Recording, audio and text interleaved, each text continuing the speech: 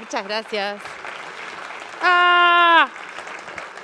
Bueno, llegamos a la última charla. Recuerden que después hay un after en Mercado Soho, Armenia 1744. Creo que era esa la diré. Nos vamos todos hacia allá a seguir charlando, preguntando y todas esas cosas. Pero ahora sí arrancamos con la última charla.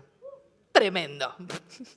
Bueno, nuestra última oradora no viene sola, pero nuestra última oradora se llama Valeria Edelstein. ¡Ah! ¡Hay fans! Bien. Es doctora en Ciencias Químicas de la UBA, diplomada superior en Enseñanza de las Ciencias por Flaxo. Actualmente se desempeña como investigadora adjunta de CONICET, docente en ITBA, coordina el equipo de Ciencias Naturales en nivel primario de Escuela de Maestros. Desde hace más de una década que es columnista científica, comunicadora científica y un montón de cosas más. Escribió 15 libros de divulgación científica también.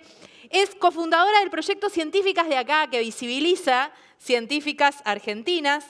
Un montón de cosas más. Algo que no dice acá, es mi amiga.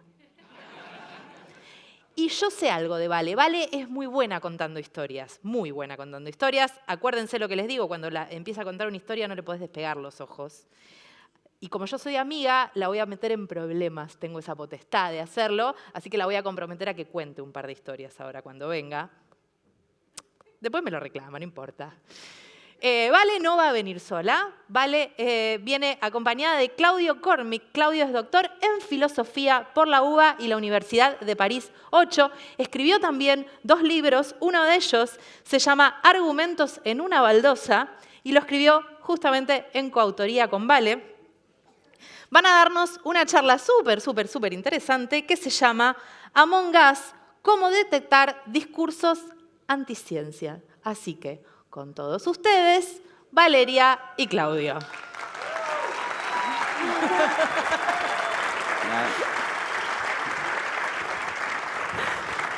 Buenas. Estoy esperando, ahí pusieron, no, me pusieron 45 minutos y 45 minutos es poquito. Así que quizás nos pasemos un poco y por eso las preguntas y respuestas van a durar un poco menos, pero no importa. Qué bueno que es estar acá después de 2 años de que este evento se haga de manera virtual. ¿Y saben por qué estamos acá y por qué podemos estar viéndonos las caras sin barbijos? Porque no nos morimos. Y no nos morimos porque nos dimos vacunas. Y no nos dimos vacunas, y nos dimos vacunas. Somos gente que no se las dio. No, nos dimos vacunas porque tenemos una empresa increíblemente exitosa y maravillosa, humana, que es la ciencia. La ciencia es una belleza, es una cuestión increíble que tenemos a mano. Es una herramienta maravillosa. Y entonces, si las vacunas son la segunda intervención humana que más vidas salvó en la historia de la humanidad, después del agua potable, que es la primera. Es increíble. Entonces, ¿cómo puede ser que haya personas que se opongan a la vacunación? Y un eslogan que solemos usar para explicar esto es: las vacunas son víctimas de su propio éxito. Pero, ¿qué vendría a ser esto?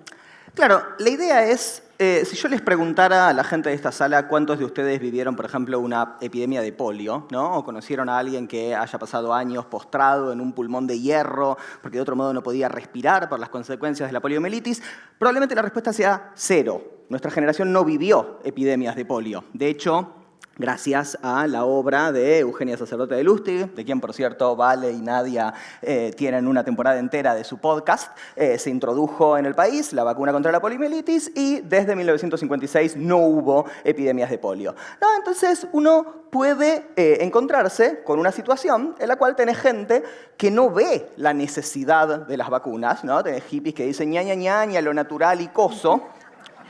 Y uno no le puede decir, señor hippie, mirá, lo natural es enfermarse de polio, ¿eh? Natural es la elevada mortalidad infantil. No nos gusta eso. Y por lo general no se lo podemos decir de manera muy eficiente, ¿no? Muy convincente, porque esa gente no vio esas epidemias, ¿correcto? Entonces la gente deja de percibir muchas veces la necesidad de ciertas vacunas que fueron absolutamente cruciales. Ahora esto es otra cosa, ¿no? Esto es otra cosa porque la vivimos, la pandemia. Vimos los estragos que causó y que causó en seres queridos, bueno, y no tan queridos, no importa, pero digo, lo vimos, pasamos por eso. Entonces, ¿cómo pueden ser víctimas de este éxito? No, claramente no está pasando eso. Pero hay algo más, que es, hay mucha gente formada que está oponiéndose a las vacunas. No son gente que quizás estudió alguna otra cosa que no parece tener nada que ver con la medicina o la bioquímica o demás. No, hay médicos y médicas que están oponiéndose a las vacunas y de hecho en particular hay un grupo que se llama Médicos por la Verdad, que se fundó en Alemania, que después se movió a España y se esparció por toda Latinoamérica, tiene filiales en un montón de países, entre ellos Argentina. Y entonces una de las preguntas que nos hacíamos es ¿cómo puede ser? ¿Qué está pasando acá? ¿Qué están diciendo en las redes? Y fuimos a analizar ese discurso. Empezamos con Médicos por la Verdad Argentina, somos re manijas y terminamos analizando un montón de otros países. Y lo que nos encontramos, fuimos con una expectativa. ¿Cuál era la expectativa? Era, esta gente debe ser el abuelo Simpson gritándole a las nubes, ¿no? Deben ser adictos al caps lock que retuitean cosas tremendas, pero que no tienen ningún sentido. Pero no encontramos eso. Encontramos algo mucho más inquietante. Claro, esta gente, ¿no?, puede mimetizarse entre nosotros porque, ante todo, hacen una cosa, razonan, ¿no? Hacen una cosa que es muy característica de la ciencia y de la comunicación de la ciencia y que, en todo caso, distingue el discurso científico del literario o el de un místico inspirado por el Espíritu Santo, ¿no? Razonan. Ahora, ¿qué es razonar? Bueno, razonar, esto parece algo muy trivial, pero nosotros hicimos un formulario, lo subimos a Twitter, lo respondieron más de 1.200 personas y parece que a los sapiens nos cuesta un poco detectar qué es un argumento de aquello que no lo es. Un argumento tiene dos partes. Por una parte está la opinión que queremos defender, y eso lo vamos a llamar conclusión, y por la otra está la justificación que estamos dando, las razones que estamos dando para apoyar a esa conclusión. Eso lo llamamos premisas. Entonces siempre vamos a tener estas dos partes. Para que quede más claro, porque justamente no somos muy buenos aparentemente detectando argumentos, vamos a hacer lo siguiente. Yo confío en que todos ustedes son seres del bien y están más cerca de nuestra edad que de la juventud que escucha cosas que no sabemos qué es. Entonces voy a hacer esto y confío porque de esto depende que podamos seguir, básicamente. Así que háganlo, por favor, bien. Yo voy a decir una frase y ustedes van a responder a esa frase. Plan dental. Bien, bien. Esto es bueno ante todo porque sabemos que vieron las primeras 8 temporadas de Los Simpsons, las únicas que hay que ver, por cierto. Y bueno, tenemos interlocutores dignos y no necesitamos irnos. Lo que nos presenta esta escena crucial, clave de Los Simpsons, es Homero justamente razonando con su cerebro, no con un interlocutor, pero nos permite ver qué clase de cosa es un argumento. Para Homero llegar a la conclusión, que luego defenderá, que es que debe defenderse esta conquista histórica de la clase obrera, que es el plan dental, ¿no? Para llegar a la conclusión, debemos defender el plan dental, se apoya en dos premisas. La premisa, Lisa necesita frenos, y la premisa, sin el plan dental, tendrías que pagar los frenos de Lisa, ¿correcto? Entonces, tenemos esto, tenemos, del mismo modo que Homero, esta gente, sorprendentemente, razona. ¿No? Y no solo razona en general, no solo da argumentos en general, da muchas veces la misma clase de argumentos que encontramos en la ciencia y en la comunicación de la ciencia, ¿no? Parte de nuestro relevamiento mostró eso, que usa formas de razonamiento que son, en principio, legítimas. ¿Correcto? Entonces, ¿qué es lo que pensamos nosotros, siempre tan divertidos en este sábado de la noche en el cual nos dedicamos, esto no es un chiste, lo hicimos, a revisar todos los posteos de Médicos por la Verdad de Argentina? Lo que dijimos fue, bueno, si esta gente usa formas de razonamiento similares a las de la ciencia, la forma de indicar qué es lo que está mal en estos discursos no consiste en traer por la ventana criterios, ¿no?, para mostrar que esta gente está haciendo su tarea mal, sino decir, bueno, ustedes dicen que están haciendo algo así como la ciencia. Bueno, vamos a mostrar que esas mismas formas de razonamiento que encontramos en la ciencia, ustedes las usan mal, ¿no? Que estos discursos anticientíficos, como los de los antivacunas, son, en todo caso, parecidos a la peor ciencia, parecidos a lo que hace la ciencia cuando hace las cosas mal. ¿Correcto? Entonces, pensamos, usemos eso como criterio para indicar qué es lo que no funciona en un discurso como el de Médicos por la Verdad. Y esto parece un embole, porque no vamos a ponerles a hacer análisis de argumentos así nomás. Vamos a hacer algo diferente.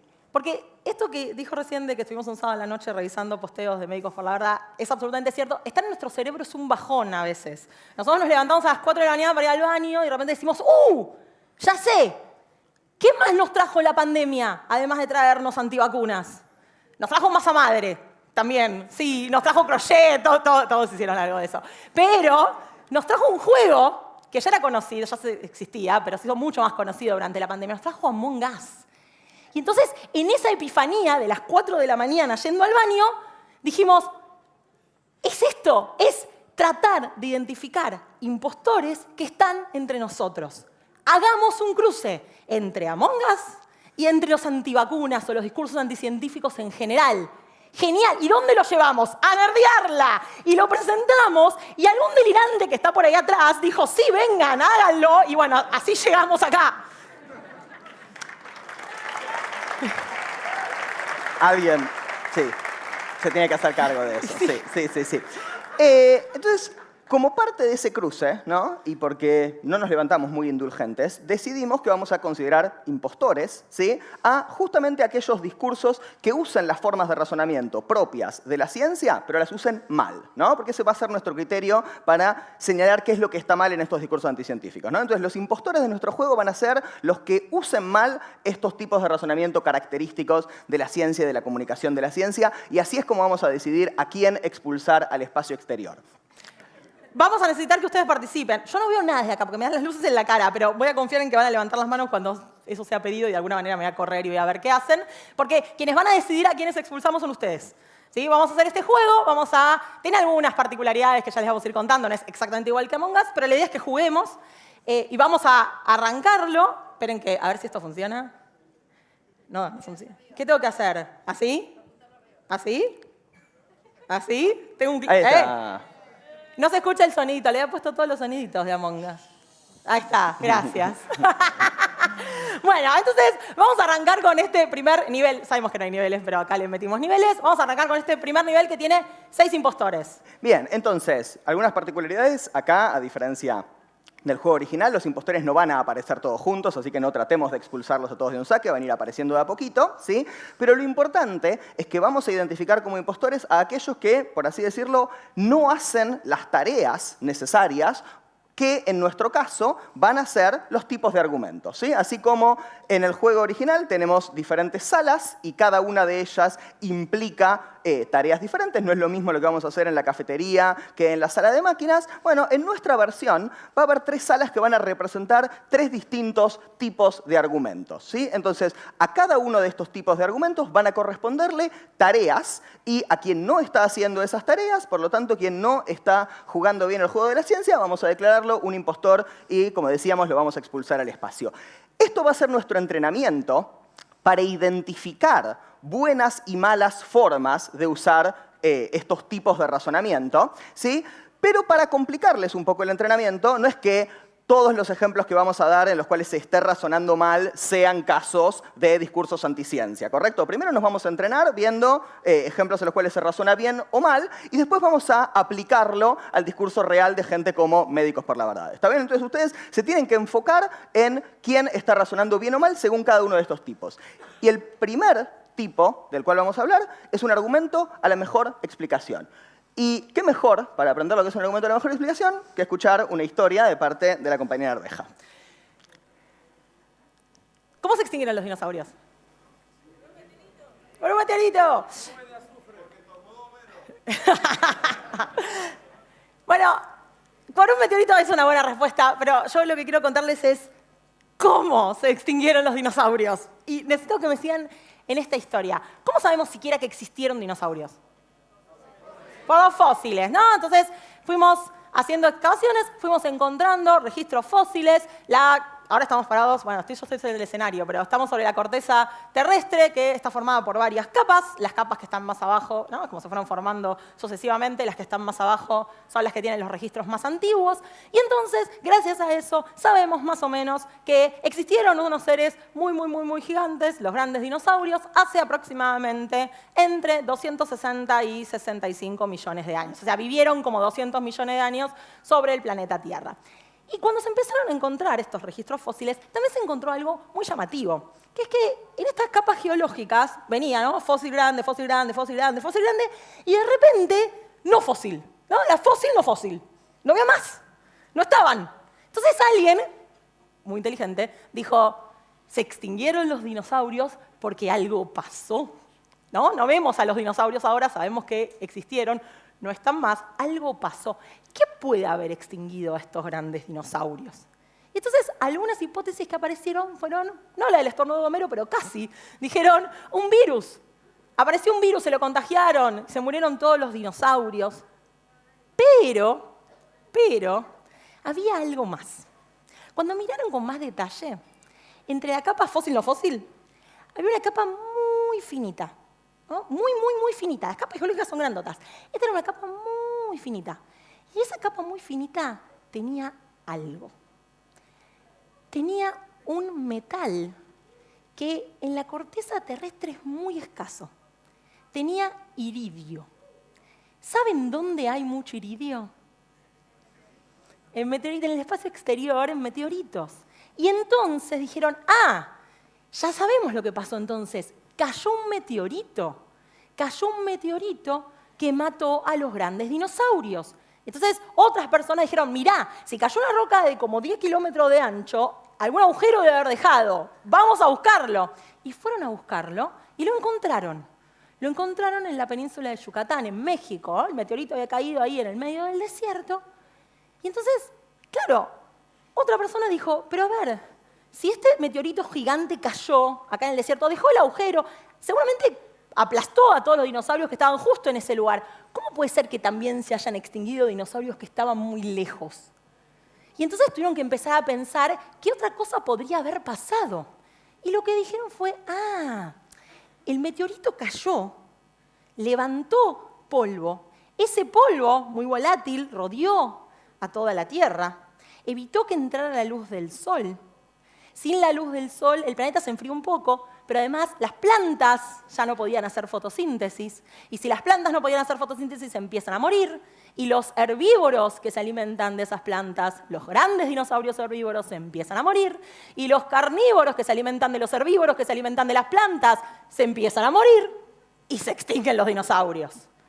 Fantástico. Pero dos cosas. Cosa uno. Esta capa fósil no fósil, ¿no? Era fósil, capa chiquita no fósil, era muy tajante. No era fósil grande, mucho, fósil grande, un poco menos, fósil grande, un poquito menos, fósil grande, casi no tengo, ahora no tengo.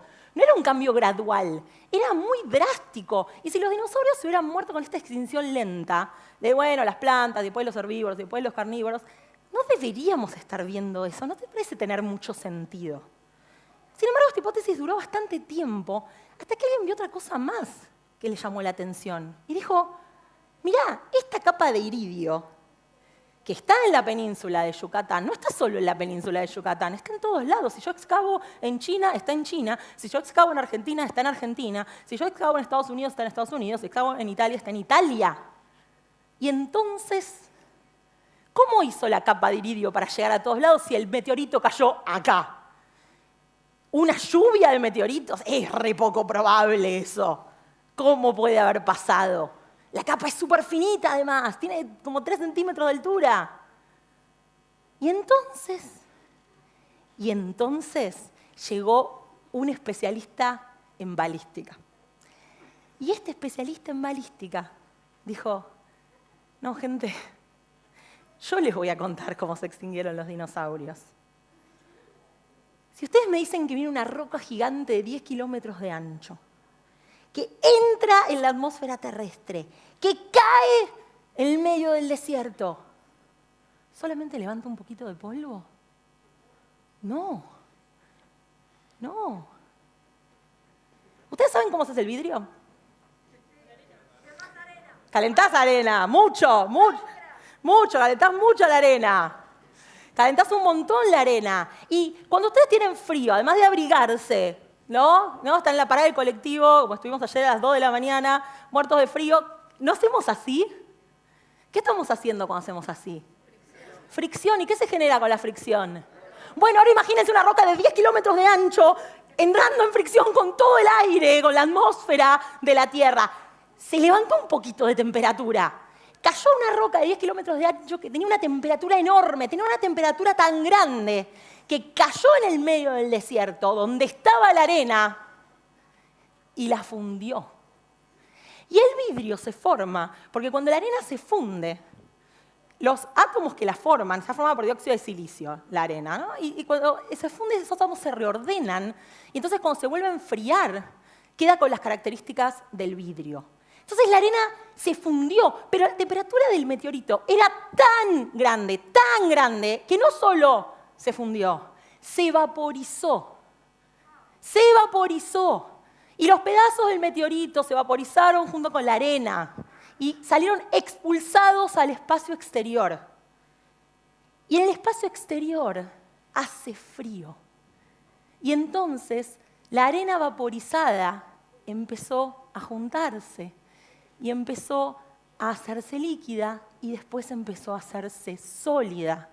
Y entonces tenemos un planeta Tierra rodeado de agujas de vidrio, de agujas finísimas de vidrio, que están en el espacio exterior, pero que de repente son atraídas por la gravedad de la Tierra. Y las agujas de vidrio cayeron sobre la Tierra. Y cuando cayeron sobre la Tierra, hicieron fricción con la atmósfera y calentaron toda la Tierra. La calentaron a la temperatura de un horno. Y a los grandes dinosaurios que no tenían dónde ir, a la gran mayoría de los grandes dinosaurios, la sangre les sirvió desde adentro. Los dinosaurios que habían vivido durante 200 millones de años sobre el planeta Tierra, ¿saben en cuánto tiempo se extinguieron? En 2 horas. En 2 horas se acabaron los grandes dinosaurios casi por completo sobre el planeta Tierra. Se murieron bajo una lluvia de agujas de vidrio con la sangre hirviéndoles desde adentro. Hace algunos días, la NASA logró una hazaña por primera vez en la historia. Envió una sonda que viajó a millones de kilómetros, que viajó a miles de kilómetros por hora y que le pegó un asteroide y le desvió el curso. Y eso es increíble. Y yo les digo algo. Este sistema de protección planetaria es fascinante, porque es genial ser contemporáneos de Messi. Estamos todos de acuerdo, es buenísimo.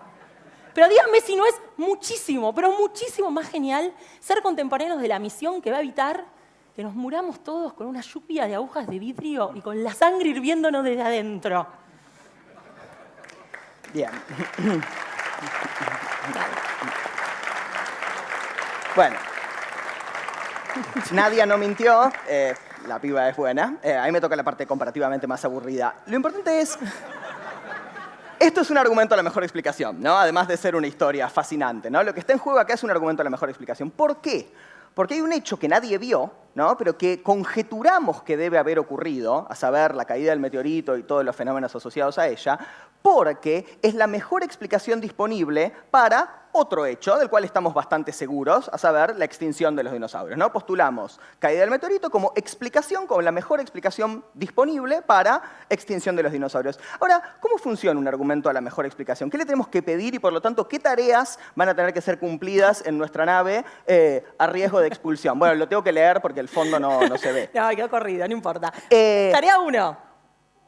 Bueno, lo primero, ¿no? Vamos a tener que ofrecer como hecho explicativo de aquello otro que queremos explicar un fenómeno que sea razonablemente probable, ¿correcto? O sea, cuando decíamos, bueno, una lluvia de meteoritos también podría haber causado la muerte de los dinosaurios. Sí, pero una lluvia de meteoritos no es muy probable. Del mismo modo que tampoco es muy probable que los dinosaurios, digamos, se extingan porque decidieron suicidarse en masa, ¿no? En principio asumimos que los dinosaurios no tenían conciencia de la total absurdidad de nuestra existencia sobre el planeta Tierra, de modo que asumimos que no van a haberse suicidado en masa, ¿correcto? Entonces, por un lado, la información explicativa que introducimos tiene que ser ella misma razonablemente probable. Y por otro lado, el hecho explicativo, esto es parte de la misma tarea, el hecho explicativo tiene que hacer probable al hecho explicado, ¿correcto? O sea, si yo digo, cayó un meteorito, eso hace probable que los dinosaurios se mueran, ¿correcto? Entonces, dar una buena explicación supone poder contar un relato que introduzca cierto hecho que haga probable aquel otro hecho que sabemos que pasó, ¿correcto? Y a partir de esto, a partir de estos criterios que suponen cierta noción de probabilidad, es que podemos cumplir con una segunda tarea, ¿no? Que en cierto sentido se monta sobre la primera, presupone la primera, que es una tarea comparativa, ¿no? Llamamos argumento a la mejor explicación, no argumento a la explicación mínimamente decente que se me ocurrió, ¿correcto? Entonces, lo que tenemos que hacer para usar bien un argumento a la mejor explicación es poder descartar otras explicaciones plausibles, ¿no? Cuando existe, al menos en principio, otra explicación plausible para el mismo fenómeno, tenemos que poder descartarla, ¿correcto? A veces no hay otras explicaciones plausibles y no se da esta competencia, pero típicamente, si hay más de una posibilidad, bueno, tenemos que decir algo explícitamente para rechazar esta explicación alternativa. Entonces, ahora está ustedes. Está todo corrido, qué cosa. Y mirá que lo chequeé. Bueno, no importa. Vamos a presentar 4 argumentos. Tenemos 4 supuestos tripulantes y ustedes van a tener que decidir a quién echamos. Si es que alguien es un impostor. Recuerden que hay 6 impostores en total en toda la nave y tenemos 3 salas. Entonces, el primero dice, Mercurio está retrógrado y se cayeron Instagram, WhatsApp y Facebook. Por lo tanto, seguramente la culpa es de Mercurio. Vayan pensando si están cumpliendo o no con las tareas que les asignamos. El segundo dice, un estudio realizado a miles de personas que comparó pacientes que recibieron la vacuna y otras personas que recibieron un placebo, encontró mayor cantidad de casos de miocarditis en el primer grupo, por lo tanto, esta vacuna incrementa los riesgos de miocarditis. El tercero dice, este año a fines de junio tuvimos 4 días de mucho calor, debe ser por el calentamiento global. Y el último dice, es 1807, estamos en 1807, hay solo 2 explicaciones posibles para el origen de las especies, o surgieron al azar, lo que haría improbable, el desarrollo de las increíbles adaptaciones que tienen, o fueron creadas por un diseñador inteligente. Debe ser obra de un diseñador. Entonces, ahora tenemos estos 4, vamos a hacer la reunión de emergencia y vamos a ver a quiénes echamos. Ahí están las tareas para que se las acuerden. Tenemos a Mercurio retrógrado, tenemos al calentamiento global, tenemos la miocarditis y tenemos el diseño inteligente. ¿Quién quiere echar? Esta es la parte donde tienen que participar. ¿Quién quiere echar a Mercurio retrógrado? Esto es gente del bien. Fantástico, sí. Afuera, afuera con Mercurio retrógrado. Miren, ni les voy a preguntar por los demás porque la mayor parte de la sala levantó la mano. Afuera con Mercurio retrógrado, no porque no le tengamos nada de simpatía a la astrología, eso también es así. ¿Pero por qué? ¿Por qué es un impostor Mercurio retrógrado? Bueno, porque justamente no está cumpliendo nada de lo que esperamos de un buen argumento a la mejor explicación, ¿no? Para empezar, el hecho mismo de que un planeta pueda retroceder ciertamente no es probable, ¿no? Ustedes saben, los planetas no retroceden, no están ahí bailando cha-cha-cha. O sea, parecen que retroceden porque desde el planeta Tierra, en virtud de las diferentes velocidades en que los planetas orbitan alrededor del Sol, parecieran retrogradar, pero el hecho mismo explicativo no ocurre, no puede ocurrir, no es nada probable que ocurra. Tampoco haría probable al hecho explicado, ¿verdad? Porque inclusive si a los planetas por algún motivo se les diera por retrogradar, ¿de qué forma eso haría probable que fracasaran ciertas aplicaciones en el planeta Tierra, ¿no? Seguramente los programadores acá tienen una buena explicación de por qué fracasan las aplicaciones en el planeta Tierra y seguramente no se conecta en ningún sentido con los movimientos, peor aún, aparentes de los planetas. Y justamente por eso no se cumple tampoco la segunda tarea, ¿no? No solo no se cumple con la primera tarea, sino que tampoco estás cotejando tu análisis en términos de retrogradación de Mercurio con explicaciones mucho más prosaicas sobre errores humanos, problemas de diseño y demás. Entonces este tiene que ser un pésimo argumento a la mejor explicación, ¿verdad? Bien, lo hemos identificado y hemos mandado al astrólogo al lugar que le corresponde, al frío espacio exterior. ¿Qué más? Bueno, ¿echamos a alguien más? ¿A quién? ¿Quién dice diseño inteligente? ¿Alguien tiene alguna otra opinión? ¿Quiénes dicen calentamiento? Vamos a hacerlo por mayoría. No, lo lamento, perdí el calentamiento. Bien. Bueno, ¿saben qué? Diseño inteligente, azules y gente que quería echarlos. Íbamos a echar al espacio exterior a alguien que no era un impostor y eso iba a pesar sobre sus conciencias. ¿Por qué diseño inteligente no es un impostor en este caso? Porque ustedes tienen que recordar, estamos en 1807, lo dijo el señor, por si ustedes no le estaban prestando atención, le dijo, estamos en 1807, entonces no me juzguen a partir del origen de las especies que se publicó en 1859, ¿sí? No me hagan esto.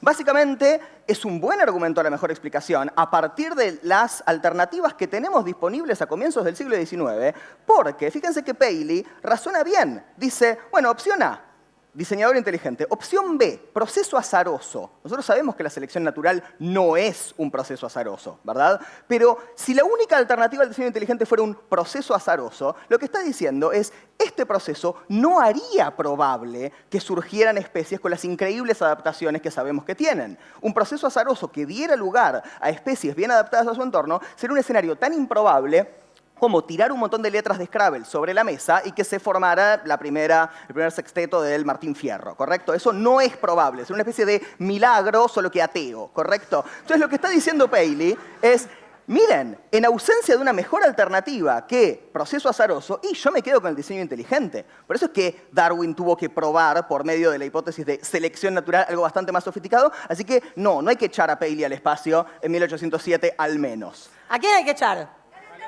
Calentamiento global. Hay que echar el calentamiento global. Tiene razón la minoría. Qué barbaridad. ¿Por qué echamos al calentamiento global? ¿Por qué? ¿Y qué pasa en junio? ¿Por qué? ¿Qué hay? ¿Cómo se llama ese fenómeno? Equinoccio. Gente. Vamos. Colabórennos. Eso, el veranito de San Juan. Pero por favor, le falta folclore. Exactamente. ¿No? Entonces, claro, lo que vemos es que si bien acá se cumple con la primera tarea, con el primero de los requisitos, porque es altamente probable, efectivamente, que exista el calentamiento global, tenemos mucha evidencia de eso, y además sería perfectamente probable que hiciera calor en junio, dado el calentamiento global, o sea, hay una relación de generar alta probabilidad entre el hecho explicativo y el hecho explicado. Sin embargo, no estamos cumpliendo con la segunda tarea, que es descartar una explicación alternativa plausible. Vos me tenés que demostrar que esto no se debió al famoso veranito de San Juan, ¿correcto? Entonces, que de hecho es lo que hace Homero con la piedra. Claro. Ustedes recuerdan el episodio de la patrulla antiosos, ¿no? O sea, cuando Homero dice la patrulla antiosos debe ser muy eficaz porque no se ve ningún oso cerca, ¿no? Quizás se está cumpliendo con la primera tarea. Quizás podríamos imaginarnos una historia en la cual la patrulla antiosos, con esos aviones que tienen el oso tachado, lograra de algún modo espantar a los osos. Haría probable la escasez de osos o la ausencia de osos sobre Avenida Siempre Viva. Pero como la remarca implícitamente Lisa, no está considerando una explicación alternativa perfectamente plausible, que es que, mirá, no estás expulsando a los osos, simplemente, ¿no?, los usos y costumbres de los osos, entre muchas cosas que los osos no hacen, está merodear la Avenida Siempre Viva. Entonces, no es esa la mejor explicación. Hay una explicación alternativa que vos simplemente no estás tomando en cuenta para descartarla. Bien, entonces pasamos la sala de argumento a la mejor explicación, completamos 2 tareas, echamos a 2 de los impostores. Acuérdense que en total eran 6, eso quiere decir que nos quedan 4. Y lo que queremos mostrarles antes de pasar a la próxima tarea es que todo esto que estamos diciendo no es un invento. La gente de Médicos por la Verdad razona de esta forma. Esto es parte del relevamiento que hicimos. Tenemos, por ejemplo, a este señor, que es un gran adalid de los médicos antivacunas, que lo que está diciendo acá es justamente una argumentación a la mejor explicación de manera ilegítima. Está diciendo no existe ninguna emergencia sanitaria, lo que hay es una estrategia para aprovechar esta coyuntura creada para derogar la privacidad y los derechos fundamentales. No, lo que está diciendo es la mejor explicación para el hecho de que tengamos una emergencia sanitaria no es que exista el coronavirus y todas las consecuencias de que nos enfermemos de coronavirus, sino que en realidad lo que quieren es derogar nuestra privacidad y nuestros derechos fundamentales, ¿no? Esta gente hace este tipo de razonamientos. Entonces, ahora sí, vamos a la segunda sala. Bien, en la segunda sala tenemos que hacer generalizaciones a partir de casos, ¿sí? ¿Y qué es una generalización a partir de casos? Bueno, es más o menos lo que hace, por ejemplo, el abuelo Simpson cuando, recordándole a Lisa que él mismo hasta la edad de los 8 años había sido listo como un delfín, y Homero también, y Bart también, y luego de los 8 años se volvieron idiotas, llega a la conclusión: los miembros de la familia Simpson, pasados los 8 años, nos volvemos idiotas por nuestros genes, ¿correcto? ¿Sí? Ahora, como vemos justamente en este ejemplo, las generalizaciones, igual que los argumentos a la mejor explicación, se pueden hacer bien o se pueden hacer mal. El abuelo lo está haciendo mal, de hecho. Y más allá de todas las múltiples complejidades que puede tener este tipo de argumentos, vamos a quedarnos con una tarea, ¿no? Vamos a quedarnos con un requisito importante, fundamental, es el gran you had one job, ¿no?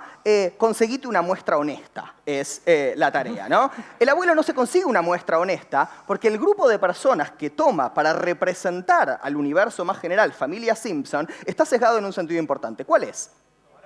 son solo los varones. Los varones efectivamente son idiotas pasados los 8 años. No se fija que entre las mujeres de la familia hay doctoras en física y cosas de ese tenor. ¿Correcto? Entonces, la tarea fundamental es conseguirte una muestra a partir de la cual vas a generalizar, en la cual vos tengas las diferencias, ¿sí? Los distintos tipos de casos que vas a encontrar también en el universo más grande que deseas representar. ¿Correcto?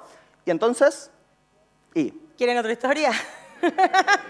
Tenemos un problema. Yo lo voy a blanquear porque ustedes van a tener que pedirle a la gente que está ahí en el fondo que nos deje seguir pasados de tiempo. Porque nos quedan 15 minutos y si yo cuento esta historia, no nos va a quedar tiempo para seguir avanzando. ¿Quieren otra historia? Pero el timer empezó en 45, Sí, tenía no que empezar importa. en 55. Bueno, tenemos 10 minutos más, no importa, está todo bien. Bueno, les voy a contar esta historia que es mi historia favorita de la ciencia. Y esta historia arranca a fines del siglo XV. A fines del siglo XV hubo un cambio, porque hasta ese momento no se podían hacer disecciones en cuerpos humanos. No se podía abrir a la gente para estudiar cómo eran por adentro. Lo que sabíamos de anatomía estaba limitado a lo que más o menos veíamos desde afuera y a las analogías que podíamos hacer con otros seres vivos, como eran adentro los perros, los gatos. Pero los seres humanos no. ¿Por qué? Porque se consideraba que era ultrajar al cuerpo. Entonces la Iglesia Católica lo había prohibido. Pero a fines del siglo XV, un papa dictó una bula y dijo, no, está bien, permitamos algunas disecciones, pero con algunas características específicas. Van a poder diseccionar los cuerpos de aquellas personas que hayan sido condenadas a la horca. O sea, condena, horca, lo descolgamos y lo abrimos. Y eso estaba bien, porque era como un segundo castigo. ¿No? Está genial. Y entonces, claro, esta cosa bien morbosa hizo que pudiéramos empezar a aprender mucho más sobre anatomía. Pero lo que no se imaginó el Papa a fines del siglo XV es que para el siglo XVII iban a empezar a florecer por toda Europa muchísimas escuelas de medicina. Y entonces, ¿qué pasó? No alcanzaban los ahorcados. Todas las escuelas de medicina querían tener su propio ahorcado para poder usarlo con sus estudiantes, los patólogos también querían y no había tantos ahorcados. Y entonces, porque la necesidad es la madre de la invención, apareció un oficio maravilloso, que era el oficio de los desenterradores. Los desenterradores esperaban a que la gente se muriera, a veces no esperaban a que la gente se muriera y la mataban, y eso es así, está documentado, pero en su mayoría tenían códigos, esperaban a que la gente se muriera, y después a la noche iban a los cementerios y desenterraban estos cuerpos y se los vendían a las escuelas de medicina y demás. Claro, esto se empezó a hacer muy conocido, y nadie quiere que le anden desenterrando a su ser querido. Entonces empezaron a pensar cómo proteger a los cementerios. Pero, igual que ahora, había gente muy rica y había gente muy pobre. Y las ciudades estaban divididas en las zonas más ricas y las zonas más pobres. Y también los cementerios. Había cementerios de ricos y cementerios de pobres. Y entonces, los cementerios de ricos tenían lo último en protección de tumbas, tenían jaulas, tenían vigilantes que recorrían toda la noche el cementerio, tenían torres, tenían de todo. Y los cementerios pobres no. Apenas alcanzaba para comer, estaban en plena época de hambrunas. Y entonces, ¿qué hacían los desenterradores? Iban a los cementerios pobres y seguían ahí desenterrando los cuerpos. Y esos cuerpos, así como suena, son los que nos permitieron conocer mucho sobre anatomía, entender cómo eran los órganos por adentro, qué forma tenían, qué tamaño tenían y demás. Y esto pareció dar una solución a un problema que se empezó a notar hacia 1830. Se empezaron a registrar muchas muertes de bebés sanos, muertes repentinas, sin aparentemente ninguna razón, lo que conocemos como muerte súbita de los bebés. Empezaron a registrarlas y no tenían ninguna respuesta. Hasta que a alguien se le ocurrió hacerles autopsias y tratar de comparar con los registros que teníamos, que habíamos obtenido gracias a los desenterradores, tratar de ver si había algo diferente en esos bebés, algo que pudiera explicar que esos bebés se murieran. Y lo encontraron. Encontraron que los bebés que se morían de muerte súbita tenían el timo, que es una glándula que tenemos como por acá, tenían el timo más grande. Y el timo más grande aplastaba aparentemente la tráquea. Y entonces los bebés no podían respirar y se morían asfixiados. Y a eso lo llamaron asma tímico. Y durante décadas se escribió sobre el asma tímico. Y en 1880 Otro médico dijo, ¿y si quizás no es solo la tráquea la que les aplasta, sino que les está aplastando los vasos sanguíneos? Quizás lo que no permite es la circulación de la sangre y por lo tanto del oxígeno. Y eso lo llamaban estado tímico linfático. Pero fíjense algo, teníamos una forma de explicar lo que estaba pasando, pero la comunidad científica estaba desesperada porque no tenía ninguna manera de evitarlo. Y ni siquiera podía saber qué bebés iban a morirse, porque no había manera de saber qué bebés tenían el timo grande. ¿Qué íbamos a hacer? ¿Íbamos a cada bebé que naciera abrirlo para ver cómo estaba por adentro? Ah, no, mirá, no estaba grande el timo, lo cerramos. En 1880 no teníamos las condiciones que tenemos ahora para hacer ese tipo de operaciones. Probablemente se hubieran muerto de todas maneras. E incluso si pudiéramos abrirlo, ¿qué íbamos a hacer? Abrirlo y decir, tiene el timo grande, ¿qué hacemos? ¿Se lo sacamos? En ese momento no se sabía, pero hoy sabemos que en el timo maduran unas células de defensa del cuerpo, lo necesitamos, no hubiera sido una buena idea sacarle el timo. Entonces, no había nada para hacer. Era desesperante. Es desesperante saber por qué se están muriendo los bebés y no poder hacer nada. Hasta 1895. En 1895 hubo un hito en la historia de la ciencia. Fue uno de los descubrimientos que más rápido se empezaron a aplicar. Fue el descubrimiento de los rayos X. En 1895, Röntgen descubrió los rayos X. Y con eso nos dio una herramienta para poder ver adentro del cuerpo humano sin tener que abrir a nadie. Y entonces, ¿qué hicimos? Radiografías. Y ahora, por lo menos, podíamos saber si los bebés tenían o no el timo más grande. No había que abrirlos. Todavía no sabíamos qué hacer una vez que ese timo estaba agrandado. Pero por lo menos podíamos saberlo. Y como les dije, el descubrimiento de los rayos X fue algo que empezó a aplicarse inmediatamente. Tanto que apenas unos años después, hacia 1903, 1906, ya se había estudiado muchísimo y se habían dado cuenta de algo más. Se habían dado cuenta de que algunos tejidos, cuando eran irradiados con rayos X, se achicaban. Y entonces la vieron, entonces dijeron, ya sabemos lo que tenemos que hacer. ¡Irradiamos bebés! ¡Es fantástico!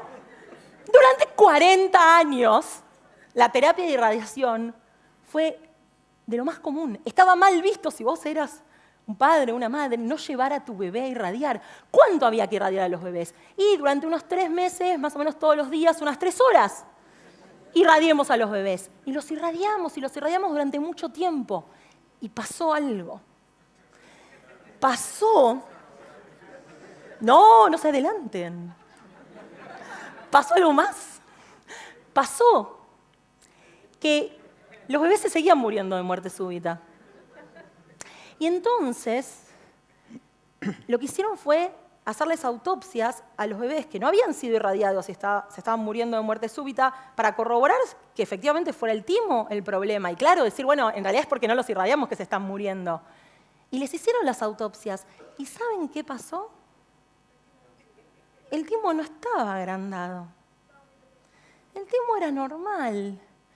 ¿Por qué? Porque ahora tenemos muchos más datos de diferentes cuerpos que habíamos estudiado. ¿Se acuerdan de dónde sacaban los desenterradores los cuerpos que se usaron para los primeros registros anatómicos?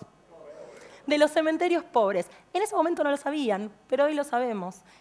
2 cosas sabemos. Primero, que el timo es una glándula que involuciona. O sea, que a medida que nosotros crecemos, el timo se hace cada vez más chiquito. Y los cuerpos que desenterraban, en general, eran cuerpos de adultos. O sea, que los adultos ya de por sí tenían el timo más chico. Pero además, sabemos que cuando una persona vive en condiciones de extrema pobreza y sufre de mucho estrés, como por ejemplo no tener para comer, tener muchas enfermedades, todo lo que pasaba en esa época, a esa gente se le achica el timo. Entonces, los bebés nunca habían tenido el timo más grande. Los cuerpos que habíamos usado para comparar los timos de los bebés tenían el timo más chico.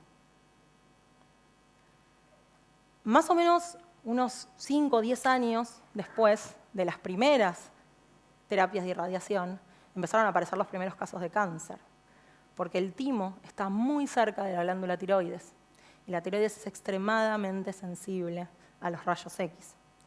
Se calcula que alrededor de 10.000 personas se murieron por la terapia de irradiación, y que alrededor de 30.000 quedaron con secuelas. Al día de hoy hay gente que todavía tiene muchísima más probabilidad de desarrollar cáncer porque fue irradiada hace décadas. Y como ironía, la etimología, una de las posibles etimologías de la palabra timo, es quemar en sacrificio. Quemamos en sacrificio miles de vidas, queriendo salvarlas. Menos mal que después intercalamos con chistes de los Simpsons Sí, y sí. demás, porque... No, para levantar un poco, bueno. Arveja. De nuevo, a mí me toca la parte aburrida, ¿no? A mí me toca la parte de analizar esto desde el punto de vista de los razonamientos, porque recuerden, dijimos que los discursos de anticiencia los vamos a juzgar como parecidos a la ciencia peor hecha, ¿no? Y acá hay claramente una generalización inductiva mal hecha, una generalización desde casos mal hecha, ¿verdad? Que fue la generalización a partir de la cual se decidió que un timo normal era de cierta cantidad de milímetros, ¿no? Es una generalización mal hecha porque efectivamente lo hicieron a partir de una muestra no representativa, ¿no? Tomaron cuerpos que eran, sobre todo de gente en edad adulta y además pobres, con lo cual se combinaban dos factores para que su timo fuera más pequeño y entonces no sirviera para determinar cuál tenía que ser el timo normal, en particular de un bebé, ¿no? Bien. Entonces ahora, como no queremos irradiar bebés, ustedes tienen la tarea de expulsar a los impostores que hagan malas generalizaciones. Esto es muy importante, ¿no? Si no, se nos muere la gente. Entonces, 1. 7 amigos míos murieron o quedaron deformes por... Esto no lo inventamos, esto es un Ojalá, textual, digamos, después sí. le vamos a decir de dónde salió. 7 amigos míos murieron o quedaron deformes por culpa de la vacuna esa que nos están obligando a meternos, no en Argentina, sino en todo el mundo. Una encuesta realizada a miles de teléfonos fijos de Cava, 1.412 varones, 1.403 mujeres, arrojó que va a ganar las elecciones presidenciales el candidato X, así que probablemente gane X. Los ensayos clínicos a gran escala son un método eficaz para comprobar si las vacunas son seguras y efectivas. Se incluyen pruebas clínicas que abarcan a decenas de miles de personas, se usa un grupo control y se registran las tasas de infección y efectos adversos en todos los casos. Tenemos una reunión de emergencia y ustedes me dirán...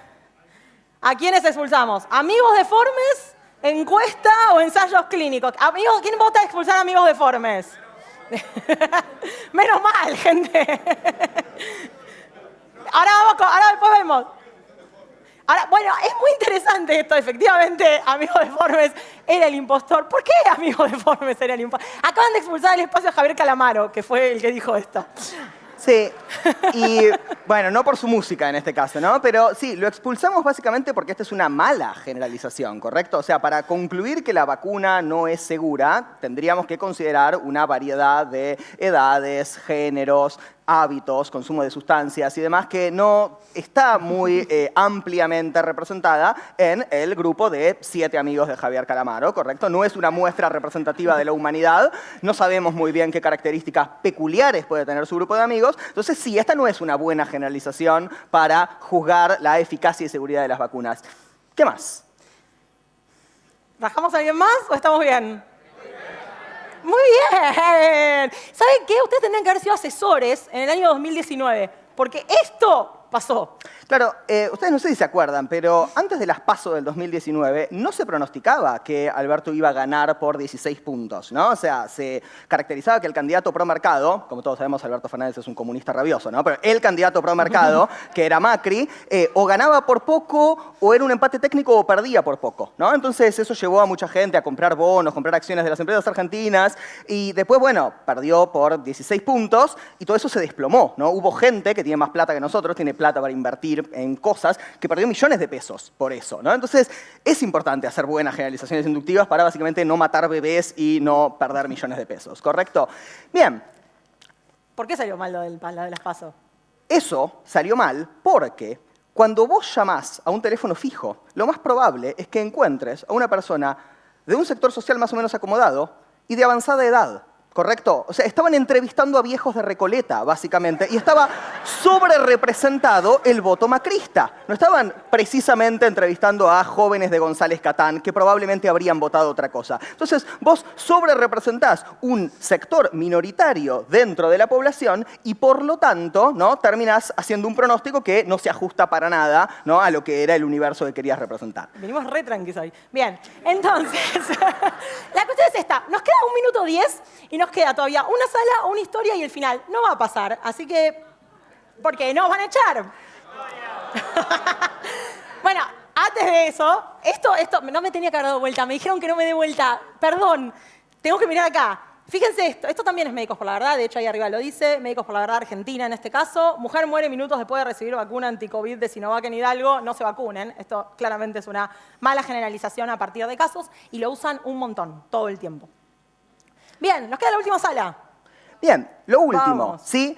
Argumentos que recurren al testimonio experto o argumentos de autoridad. acaban de regalar 10 Nos acaban de minutos dar más. los 10 minutos, sí. Gracias al público y gracias a los organizadores. Muy amables. Bueno, hagamos que valgan, ¿sí? Entonces, un tipo de argumentos que son argumentos de autoridad, ¿sí? Argumentos que recurren a la autoridad experta de alguien más.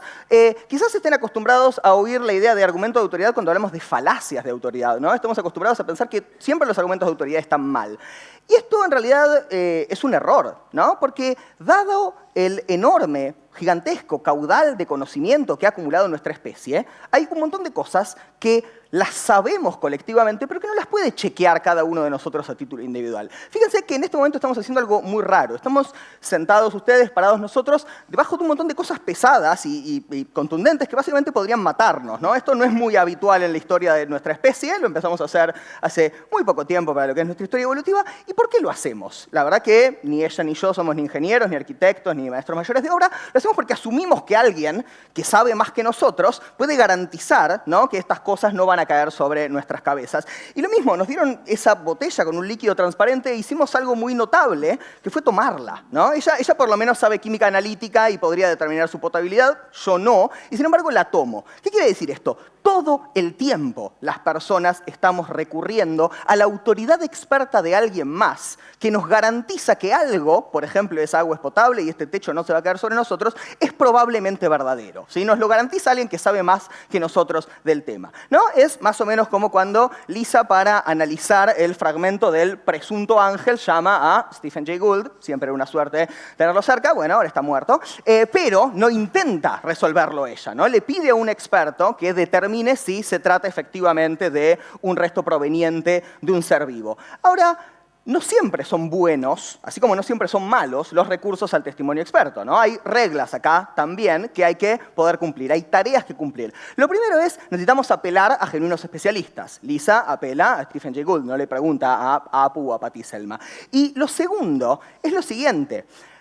El hecho de que yo recurra a tal o a cual experto es básicamente para que yo pueda tomar una decisión informada y que no sea el equivalente a tirar una moneda. Yo quiero saber si darme o no una vacuna, bueno, necesito que alguien que sí puede evaluar la evidencia de primera mano me lo garantice. ¿Correcto? Entonces, si todo dependiera del azar de con qué presunto experto me encuentro primero, bueno, seguiría siendo como tirar una moneda, ¿correcto? Entonces, supongamos que tenemos, ¿no? Recordarán el caso de Nick Riviera, que nos recomienda una loción bronceadora que también es laxante, ¿no? Y luego tuviéramos al doctor Hibbert, que nos dice, no, mirá, la verdad no es muy plausible que uses eso.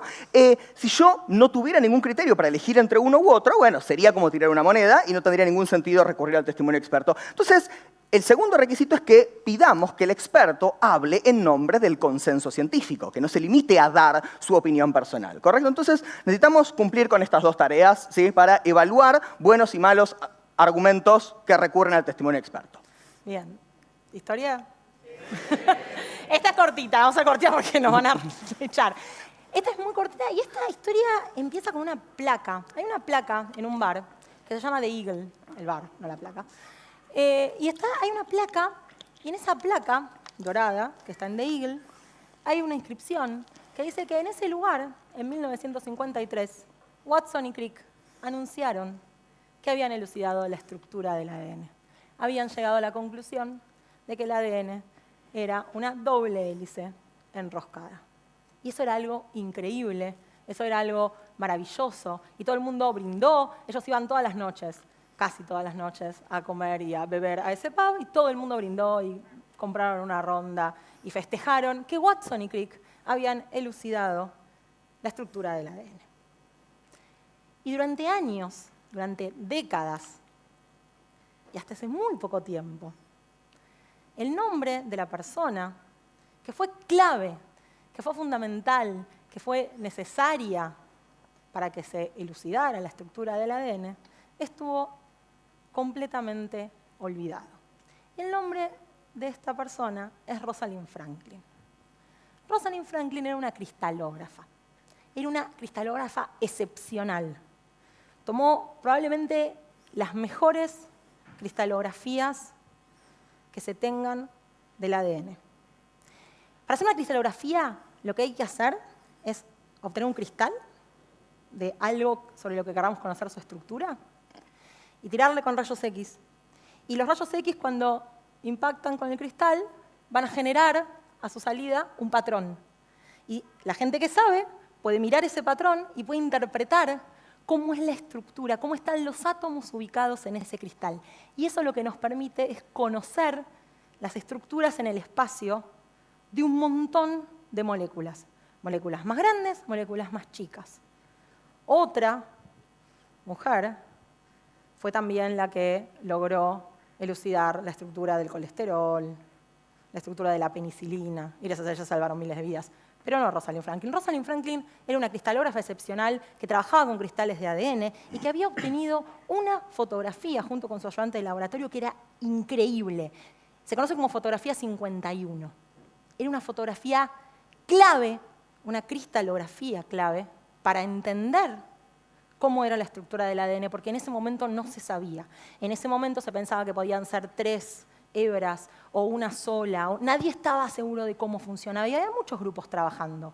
Un grupo era el de ella, con un colega que se llamaba Wilkins y que la detestaba, y otro grupo era el de Watson y Crick.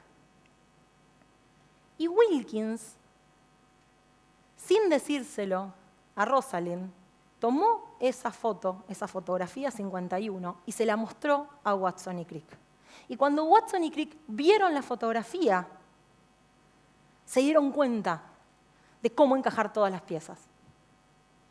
Y escribieron el artículo y lo publicaron. Y algunos años después se ganaron un Nobel. El Nobel se lo ganaron Watson, Crick y Wilkins. Rosalind, a esa altura, ya se había muerto. Rosalind se murió muy joven por un cáncer fulminante. Entre otras cuestiones, fue un cáncer de ovario, probablemente por la exposición a los rayos X. Y su nombre quedó completamente en el olvido. Watson no la nombró en su discurso de agradecimiento al Nobel. Wilkins la nombró después de nombrar a otras 13 personas. La prensa no la mencionó, los libros no la mencionaron. Y la placa en The Eagle tampoco. Hasta hace algunos años, cuando apareció una segunda placa. Debajo de la primera, hoy, en The Eagle, hay una plaquita dorada que dice que es un homenaje a Rosalind Franklin, una excepcional cristalógrafa, porque sin sus aportes no hubiera sido posible elucidar la estructura del ADN. ¿Saben por qué contamos estas historias? Las contamos para recuperar del olvido a todas las que fueron. Las contamos para reconocer a las que son hoy. Y también las contamos para inspirar a las que van a venir.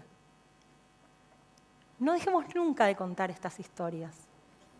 Les pido, por favor, que cuenten esta historia, que repliquen esta historia por Rosalind, por Hedy Lamarr, por Rosalind Shallow, por Dorothy Crowfoot y por muchas, muchas más que nunca llegaron, que fueron olvidadas, que quedaron en el pasado, que no están en los libros y que necesitamos recuperar porque fueron parte de la construcción del conocimiento científico que hoy nos permite estar en donde estamos.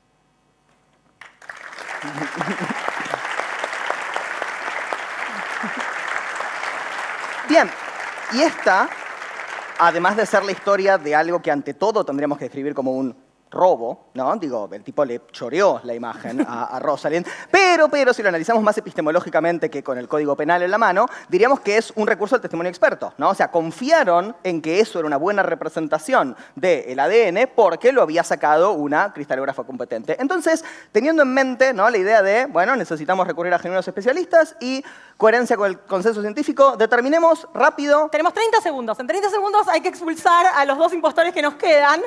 Hay que usar barbijo en lugares cerrados, lo dice la Organización Mundial de la Salud. hay que vacunarse contra el COVID porque lo dice Adrián Paenza, un reconocido matemático. Fernando Pollack, el médico a cargo de las investigaciones sobre la vacuna Pfizer en el Hospital Militar, garantiza la seguridad de esta vacuna, por lo tanto hay que vacunarse. Y Alfonso de Vasconcelos es doctor en geofísica y sostiene que la Tierra es plana, por lo tanto su opinión nos avala a afirmar esto. Reunión de emergencia, ¿a quién echamos? Al terraplanismo, sí, lo echamos al doctor Vasconcelos. Claramente está yendo en contra del consenso, otra vez nos está titilando el cero, ya terminamos.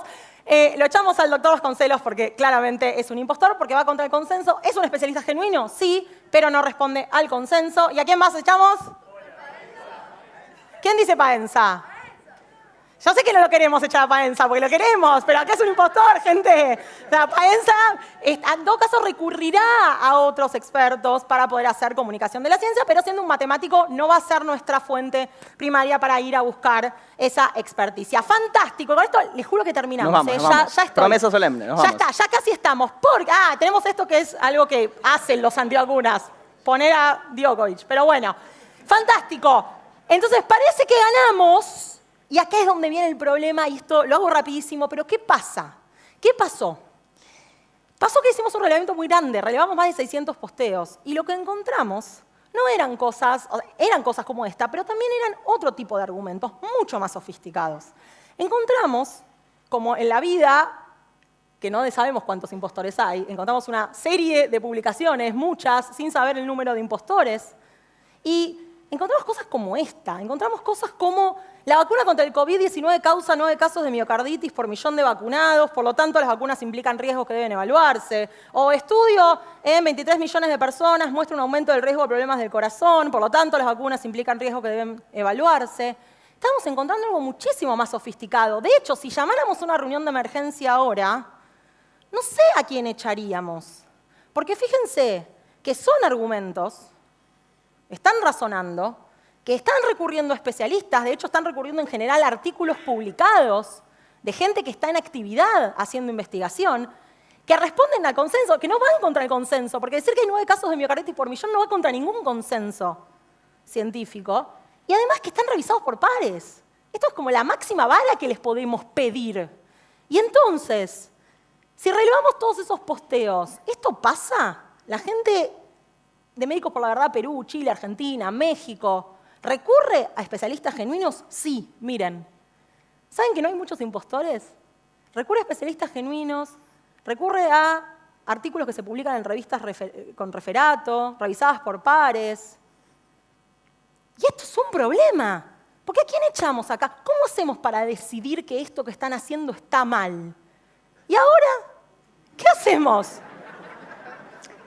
Y entonces el tema es este, ¿no? Si notamos que las más de las veces los expertos a los que recurren son reales, no son fake experts, como se dice en la bibliografía sobre discursos anticiencia, y los enunciados que presentan, los razonamientos que presentan, no tienen una conclusión directamente opuesta al consenso científico, puede decir que existen riesgos que hay que evaluar, no está directamente opuesto al consenso científico. Entonces, evidentemente, este es el punto en el cual las herramientas que nos puede dar la lógica informal para analizar tipos de razonamientos nos dejan de a pie, ¿no? Entonces, no nos alcanza solamente con educación científica, no nos alcanza solamente con eso más lógica informal para evaluar razonamientos, sino que, nos guste o no, no vamos a poder evitar tener que recurrir a expertos que nos digan cuál es el significado, ¿no? Cuáles son las implicaciones que tiene, si es mucho o es poco que haya 9 casos de miocarditis por millón, ¿no? En este punto lo que podemos resolver por primera mano, incluso con las herramientas de lógica informal, no nos alcanza. En consecuencia, pasando el limpio, necesitamos todo eso. Necesitamos educación científica para comprender, necesitamos lógica informal para evaluar y necesitamos, sobre todo, confianza en expertos, en los expertos correctos para decidir. Muchas gracias. Muchas gracias. Bravo. ¿Estaba buena o no? Yo dije que estaba buena. ¡Eso!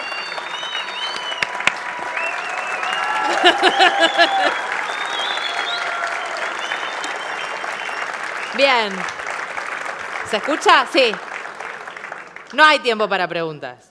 No. Pero bueno, hubo un montón de historias. Igual, esta gente así va en filita, pliquiti, para el mercado Mercado Soho, Armenia 1744. Y ahí nada, los apuntan y le hacen preguntas. ¿Está bien? Bueno. Ah, vamos todos para allá. Vamos. Muchas gracias. Una selfie. Ah, ¿la hago yo? Ah, mira, tenemos que hacer una selfie. Ay, esto soy malísima porque tengo el brazo corto. Espera, póngale onda. ¡Woo!